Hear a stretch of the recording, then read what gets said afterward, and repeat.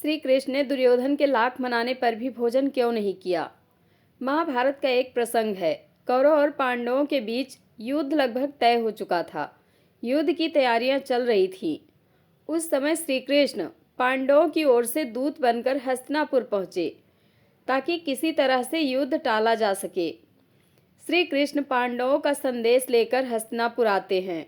वह दुर्योधन के घर जाते हैं, जहां वह दुर्योधन के भोजन निमंत्रण को अस्वीकार करते हैं, जिसका उल्लेख महाभारत के उद्योग पर्व में भगवद्यान पर्व के अंतर्गत अध्याय 91 में निम्न प्रकार हुआ है। श्री कृष्ण कुंती की आज्ञा ले दुर्योधन के घर गए। वह घर इंद्र के भवन के समान उत्तम शोभा से संपन्न था। उसमें यथास्थान विचित्र आसन सजाकर रखे गए थे। श्री कृष्ण ने उस गृह में प्रवेश किया। वहां उन्होंने सिंहासन पर बैठे हुए धृतराष्ट्र के पुत्र दुर्योधन को देखा, जो राजाओं और कौरवों से घिरा हुआ था। श्री कृष्ण के आते ही दुर्योधन मधुसूदन का सम्मान करते हुए मंत्रियों सहित उठकर खड़ा हो गया। मंत्रियों सहित दुर्योधन से मिलकर श्री कृष्ण विराजमान हुए। उस समय कुरुराज ने जनार्दन की सेवा में गौ मधुपर्क, जलग्रह तथा राज्य सब कुछ निवेदन किया। उस पर्यक पर बैठे हुए भगवान गोविंद निर्मल सूर्य के समान तेजस्वी प्रतीत हो रहे थे। उस समय राजाओं सहित समस्त कौरव उनके पास आकर बैठ गए। तदंतर राजा दुर्योधन ने श्री कृष्ण को भोजन के लिए निमंत्रित किया, परंतु केशव ने उस निमंत्रण को स्वीकार नहीं किया। तब दुर्योधन ने कर्ण से सलाह लेकर कौरव सभा में श्री कृष्ण से पूछते समय पहले तो उसकी वाणी में मृदुता थी, परंतु अंत में सठता प्रकट होने लगी थी। दुर्योधन बोला, जनार्दन, आपके लिए अन्न, जल, वस्त्र और शैया आदि जो वस्तुएं प्रस्तुत की गई, उन्हें आपने ग्रहण क्यों नहीं किया? आपने तो दोनों पक्षों को ही सहायता दी है। आप उभय पक्ष के हित साधन में तत्पर हैं माधव। महाराज धृतराष्ट्र के आप प्रिय संबंधी भी हैं। गोविंद, आपको धर्म और अर्थ का संपूर्ण रूप से यथार्थ ज्ञान भी है। फिर मेरा आतिथ्य ग्रहण न करने का क्या कारण है, यह मैं सुनना चाहता हूँ। इस प्रकार पूछे जाने पर उस समय कमल नयन श्री कृष्ण ने राजा दुर्योधन को सजल जलधर के समान गंभीर वाणी में उत्तर देना आरंभ किया। भारत, ऐसा नियम है कि दूत अपना प्रयोजन सिद्ध होने पर ही भोजन और सम्मान स्वीकार करते हैं। तुम भी मेरा उद्देश्य सिद्ध हो जाने पर ही मेरा और मेरे मंत्रियों का सत्कार करना।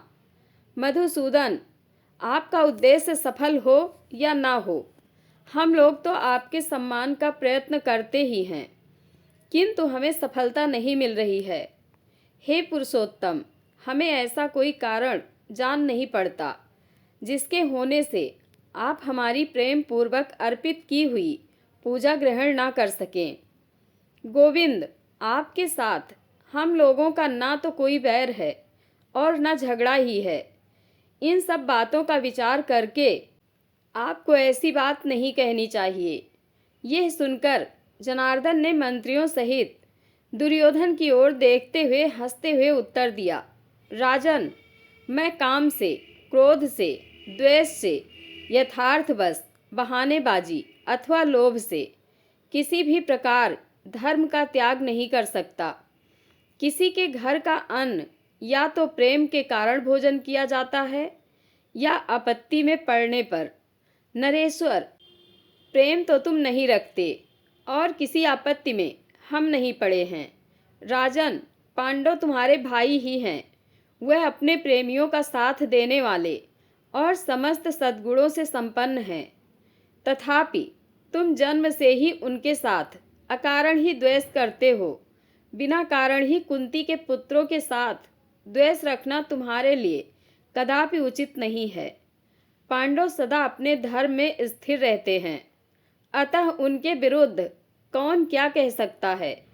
जो पांडवों से द्वेष करता है वह मुझसे भी द्वेष करता है, और जो उनके अनुकूल है वह मेरे भी अनुकूल है। तुम मुझे धर्मात्मा पांडवों के साथ एक रूप हुआ ही समझो। जो काम और क्रोध के वशीभूत होकर मोहवश किसी गुणवान पुरुष के साथ विरोध करना चाहता है, उसे पुरुषों में अधम कहा गया है। जो कल्याणमय गुणों से युक्त अपने कुटुंबीजनों को मोह और लोभ की दृष्टि से देखना चाहता है, वह अपने मन और क्रोध को न जीतने वाला पुरुष दीर्घकाल तक राजलक्ष्मी का उपभोग नहीं कर सकता। जो अपने मन को प्रिय न लगने वाले गुणवान व्यक्तियों को भी अपने प्रिय व्यवहार द्वारा वश में कर लेता है, वह दीर्घकाल तक यशस्वी बना रहता है। जो द्वेष रखता हो, उसका अन्न नहीं खाना चाहिए। द्वेष रखने वाले को खिलाना भी नहीं चाहिए। राजन, तुम पांडवों से द्वेष रखते हो और पांडव मेरे प्राण हैं। तुम्हारा यह सारा अन्न दुर्भावना से दूषित है, अतः मेरे भोजन करने योग्य नहीं है। मेरे लिए तो यहाँ केवल विदुर का ही अन्न खाने योग्य है। यह मेरी निश्चित धारणा है। दुर्योधन से ऐसा कहकर महाबाहु श्री कृष्ण उसके भव्य भवन से बाहर निकले। वहाँ से निकलकर महामना महाबाहु भगवान वासुदेव ठहरने के लिए महात्मा विदुर के भवन में गए। स्नान करते बीच में दौड़ी विदुरानी। भगवान श्री कृष्ण जब विदुर के घर पहुँचे तो विदुर घर से बाहर थे। उनकी पत्नी विदुरानी स्नान कर रही थी। जब श्री कृष्ण ने बाहर से आवाज़ लगाई, उसे पहचान कर वह अपनी सुध-बुध भूल गई। वस्त्र पहने बिना ही उसने ज्यों की त्यों दौड़कर घर के किवाड़ खोल दिए। भगवान ने जब उनका यह हाल देखा तो झट से कमर से लिपटा हुआ पीताम्बर उनके शरीर पर डाल दिया। जब विदुरानी को थोड़ा होश आया तो जल्दी ही अंदर जाकर कपड़े पहन आई। इसके बाद वह श्री कृष्ण के पास आकर बैठ गई।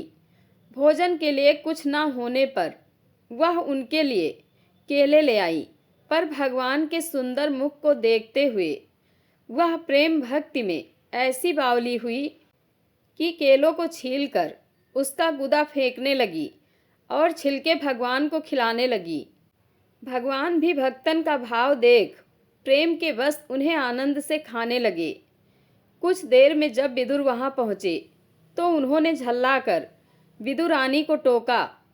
पत्नी से हुई भूल को विचार कर विदुर जी भगवान को केले के गुदे खिलाने लगे। ये देख भगवान ने बड़े प्रेम से कहा कि विदुर जी, आपने केले के गुदे खिलाकर ठीक काम तो नहीं किया है, पर जैसा स्वाद उन छिलकों में मिला था वैसा इन गुदों में नहीं मिल रहा। इस तरह श्री कृष्ण ने विदुर व विदुरानी के घर प्रेम से भोजन किया। जय श्री कृष्ण। आप लोगों को कथा कैसी लगती है कमेंट बॉक्स में अपनी राय अवश्य दें। धन्यवाद।